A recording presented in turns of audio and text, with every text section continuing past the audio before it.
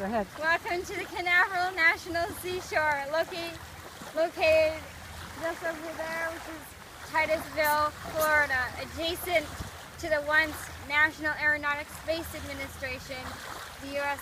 headquarters, which the program ended back in 2011.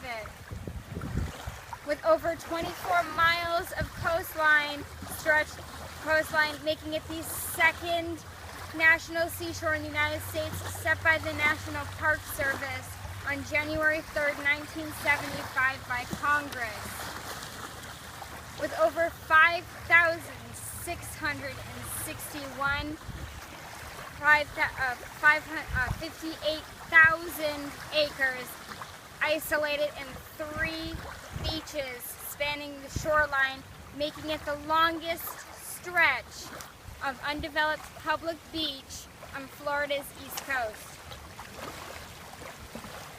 The shore was made from the land set aside by the government for housing the facilities of NASA program on Cape Canaveral.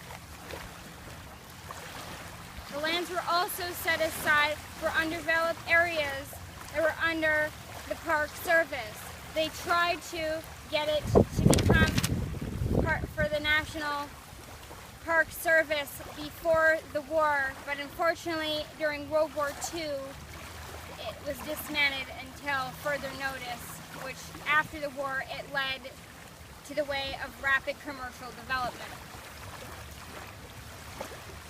There seems to be that the National Park Service is having their own space race for having the land that's needed to be federally protected for 14 endangered, federally threatened and endangered species.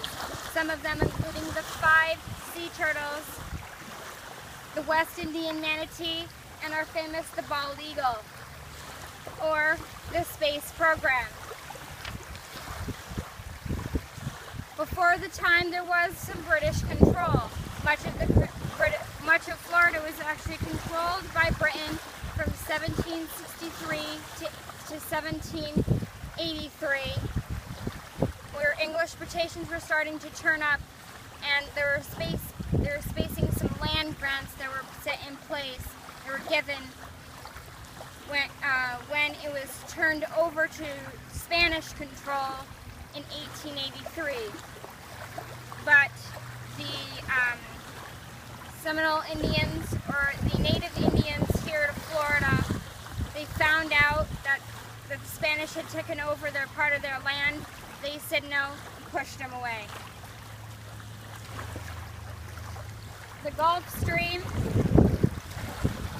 funded by Ponce de Leon in 1513, where Spanish and other colonial powers sailed past the areas on their way back to Europe from the U.S. between the 16th century to the late 18th century. Some historical sites, this one being one of them. This is Turtle Mound, located right over here on the east side, which is actually part of where the Indians used as their wasteland, because over 120 here on the site of 120 archaeological sites, they have been date recorded from the 200th to 500th BCE. There's also Seminole Rest and the Eldora State House, which houses 19th century of Florida historical life, which was funded in 1913.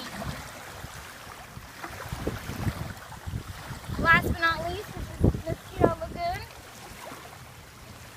which is on the backside of Barrier Island and is accounted for 2/3 of the shore's acreage and is one of the diverse estuaries on the eastern seaboard.